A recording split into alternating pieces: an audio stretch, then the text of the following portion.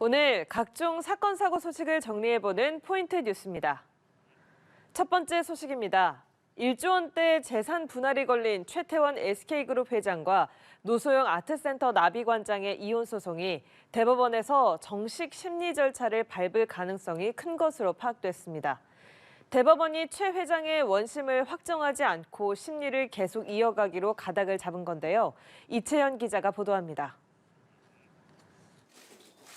대법원이 최태원 회장과 노소영 관장의 이혼 소송을 본격 심리하기로 사실상 결정했습니다.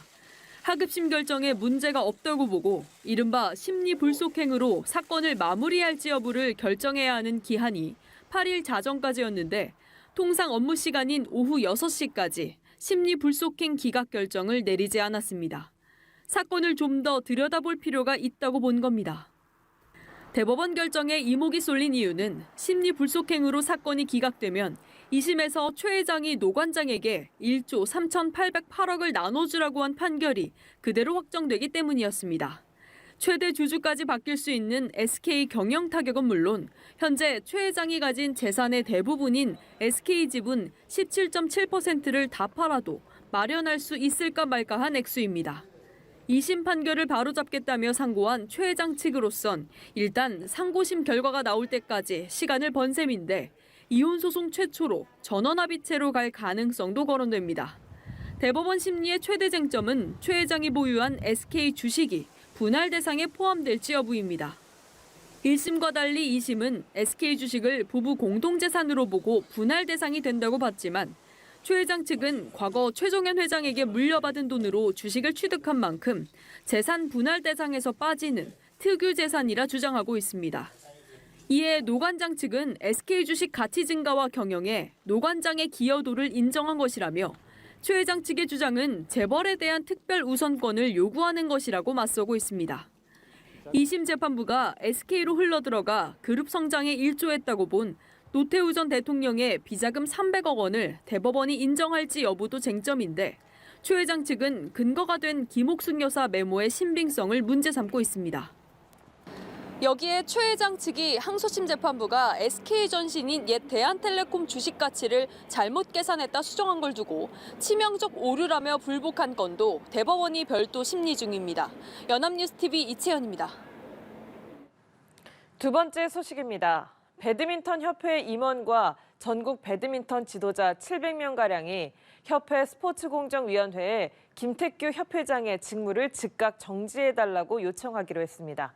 협회장 측인 생활체육에서도 뜻을 함께해 협회 대응이 주목됩니다. 박수주 기자입니다.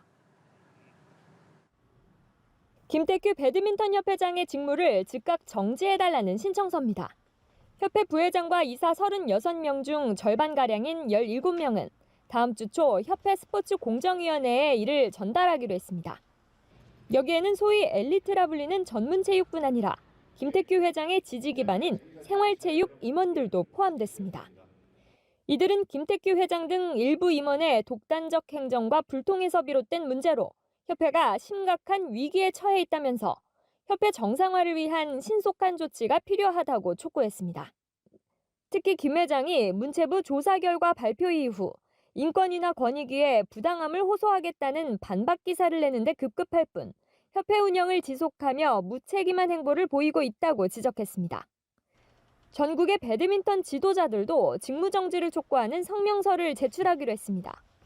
역시 생활체육을 포함한 지도자 686명이 서명했는데 김 회장이 과거 지역협회장이었던 충남과 부산, 전북을 뺀 13개 시도가 참여했습니다. 앞서 문체부는 지난달 31일 협회에 김 회장의 해임과 제도 개선을 요구하며 빠른 시일 안에 이행하지 않을 경우 관리단체 지정 등 특단의 조치를 취하겠다고 경고했습니다. 징계를 심의해야 할 협회 스포츠공정위원회는 후속 조치를 뭉개고 있는 상황. 위원장을 포함한 위원 14명 전원은 김 회장 취임 후 선임됐습니다. 문체부 권고에도 김 회장이 스포츠공정위가 자신을 해임할 수 있느냐며 당당한 모습을 보인 가운데 공정위가 임원과 지도자들의 목소리를 받아들일지 주목됩니다. 연합뉴스TV 박수주입니다. 다음 소식입니다. 상장 가능성이 없는 비상장 주식에 투자하면 큰 수익을 낼 수 있다고 속여 200억 원이 넘는 돈을 가로챈 일당이 경찰에 붙잡혔습니다. 아직 피해 사실조차 알지 못하는 사람들이 많아 피해 규모는 더욱 커질 것으로 보입니다. 나경렬 기자입니다. 경찰관들이 조직원 자택에서 5만 원권 돈다발을 압수합니다. 골드바는 물론 4억 원의 현금도 발견됐습니다.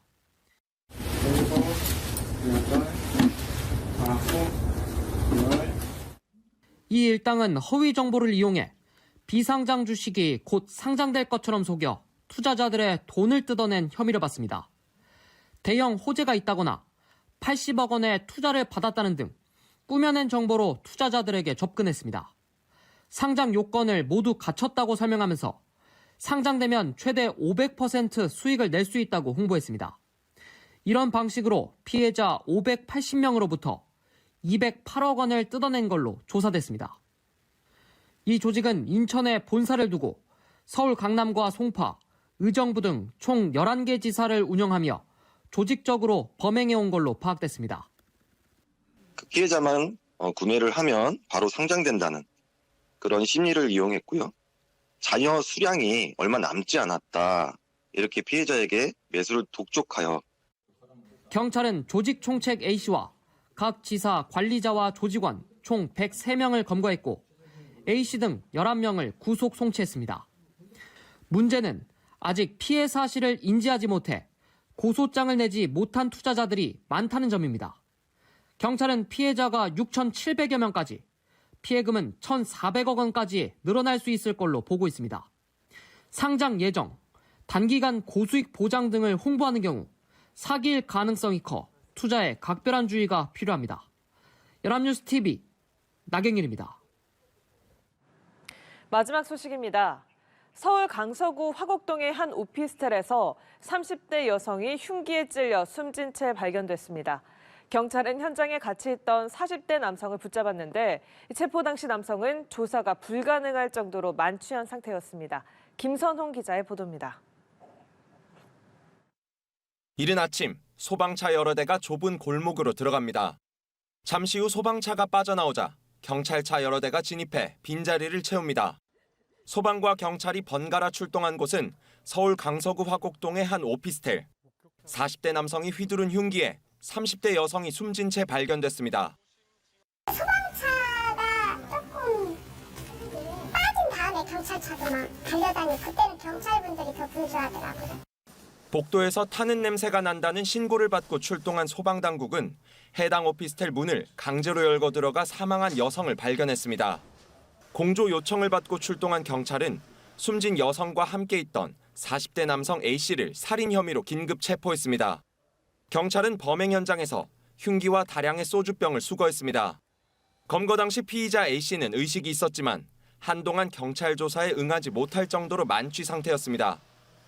경찰은 A씨를 상대로 정확한 사건 경위와 범행 동기를 조사할 계획입니다. 연합뉴스 TV 김선홍입니다.